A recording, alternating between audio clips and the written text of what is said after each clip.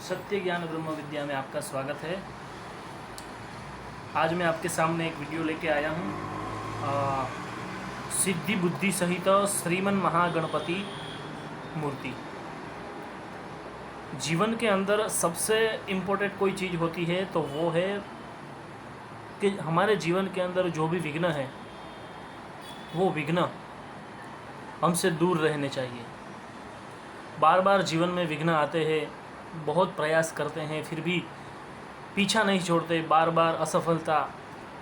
तो उसके लिए हमारे शास्त्र में एक सुंदर सी बात कही है कि जितने भी विघ्न हैं इस दुनिया के अंदर, सभी विघ्नों को हरने वाले सिद्धि बुद्धि सहित श्रीमन महागणपति है। विघ्नेश्वर जिनको कहा जाता है, सभी विघ्नों को हरने वाले गणपति महाराज है। तो आज हम गणपति महाराज की एक मूर्ति, देखो मूर्ति कैसी होनी चाहिए भगवान की।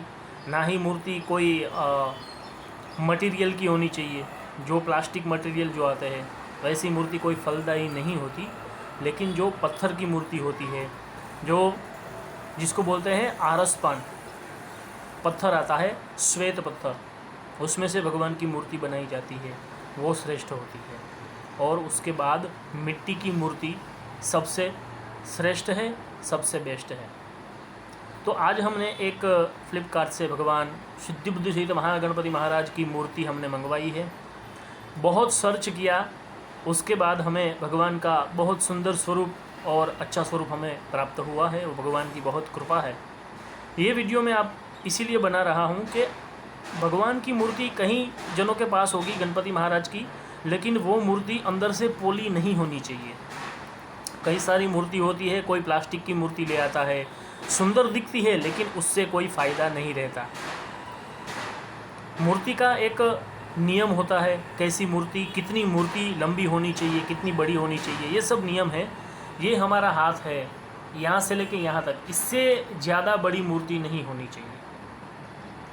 और सबसे बेस्ट अंगुष्ठ मात्र, ये इतनी ही साइज़ होनी चाहिए। अगर इससे बड़ी आपको चाहिए तो बस अपना ये हाथ है, उसके बीच के जो साइज़ है इतना प्रादेश मात्र, उतना ही मूर्ति का स्वरूप होना चाहिए। उससे ज़्यादा बड़ी होगी तो बड़ी पूजा की आवश्यकता होगी, जो हम नहीं कर पाएंगे और उसके कारण दोष उत्पन्न होगा। तो इसीलिए मूर्ति आप रखें, लेकिन वो मूर्ति पोली नहीं होनी चाहिए, अंदर से वो मूर्ति सटीक होनी चाहिए। कई मूर्ति में देखता हूँ तो नीचे से पूरा अंदर खुला होता है, ऊपर से पूरा मूर्ति होता है, नीचे से पूरा खुला होता है। वैसी मूर्ति हमें नहीं लानी चाहिए, घर के अंदर नहीं रखनी चाहिए। और मोस्ट इम्पोर्टेंट जो बात है वो मैं आज आपको कहने वाला हूँ कि गणपति महाराज की जो मूर्ति है, उनकी पीठ के पीछे कोई भी देवता नहीं होने चाहिए, ना ही किसी भी देवताओं का स्वरूप होना चाहिए, क्योंकि भगवान गणपति महाराज की पीठ के पीछे असफलता, रोग, सभी प्रकार के उपद्रव उनकी पीठ के पीछे वास करते हैं। तो भगवान की पीठ कभी भी किसी देवताओं के पीछे नहीं जानी चाहिए, वो आपको ख्याल रखना है। भगवान की पीठ आपको दीवार के पास ही रखनी है और भगवान का मुख आपके सामने होना चाहिए, या तो फिर उत्तर दिशा में होना चाहिए। तो आज जो हमने फ्लिपकार्ट से भगवान का स्वरूप मंगवाया है, बहुत सुंदर है, मार्बल पत्थर में है वो मूर्ति भगवान की, और सिद्धि और बुद्धि के साथ है। भगवान की दो पत्नी हैं, रिद्धि सिद्धि नहीं है बल्कि सिद्धि और बुद्धि है। तो वो दो स्वरूप के साथ गणपति महाराज को हम लाए हैं। और मोस्ट इम्पोर्टेंट चीज़ ये है कि मूर्ति आप कभी भी लें तो कोई भी भगवान की मूर्ति अगर घर में रखनी है तो वो मूर्ति बैठी हुई अवस्था में होनी चाहिए। तो इसीलिए आज हमने ये मूर्ति भगवान की मंगवाई है फ्लिपकार्ट से। हमने इसका अनबॉक्स तो कर लिया है, लेकिन मैं आपको आपके सामने मैं अभी बता रहा हूँ। देखिए बहुत सुंदर स्वरूप है, और जिसको आप भी लाइए और भगवान की पूजा कीजिए। ऐसे स्वरूप को रखने से पॉजिटिव वाइब्रेशन आते हैं और प्रगति भी होती है। चलो आज हम देखते हैं गणपति महाराज का स्वरूप। ये फ्लिपकार्ट है, फ्लिपकार्ट से हमने मंगवाया है। यहाँ पे